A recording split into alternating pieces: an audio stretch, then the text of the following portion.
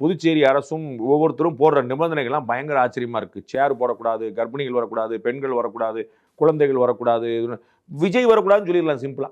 விஜயோட கூட்டங்க, விஜய் வரக்கூடாதுங்க, மற்ற எல்லாம் பண்ணிக்கங்க சொல்லலாம். என்ன ஒரே காமெடி இப்படி யாருக்காக போடுவாங்களா? அவருக்கு அதிகமாக கூட்டம் வந்து அதை ஃபெசிலிட்டேட் பண்ண வேண்டியது உங்களுடைய வேலை. எம்ஜிஆர் கவர்மெண்ட் இருக்கும்போது சுப்பிரமணிய சாமியை ஹவுஸ் அரெஸ்ட் பண்ணாங்க.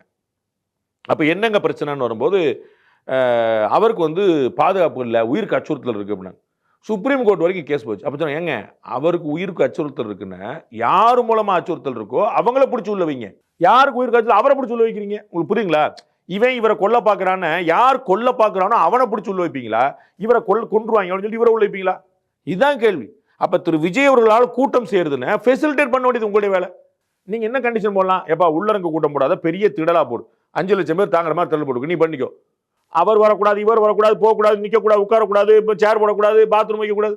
எந்த தலைவர்கள் போட்டதில்ல, எந்த தலைவருக்கு கூட்டம் வரலன்னு நீங்க கவலைப்படுங்க. நாங்கள் இவ்வளவு கண்டிஷன் போடுறதுக்கு ரொம்ப சிம்பிளா விஜய் வரக்கூடாதுன்னு சொல்லுங்க. தாவேகா கூட்டம் விஜய்க்கு அனுமதி இல்லை, மற்ற எல்லாரும் வரலாம். முடிஞ்சு வச்சுல, ஒரு பிரச்சனை வராதுல. விஜய் பார்க்க போய் தான் நம்ம வராங்க.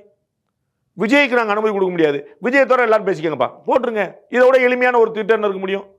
இவர்கள் சட்டம் ஒழுங்கு நடத்துற இடம் அந்த கணக்கெல்லாம் இருக்கு.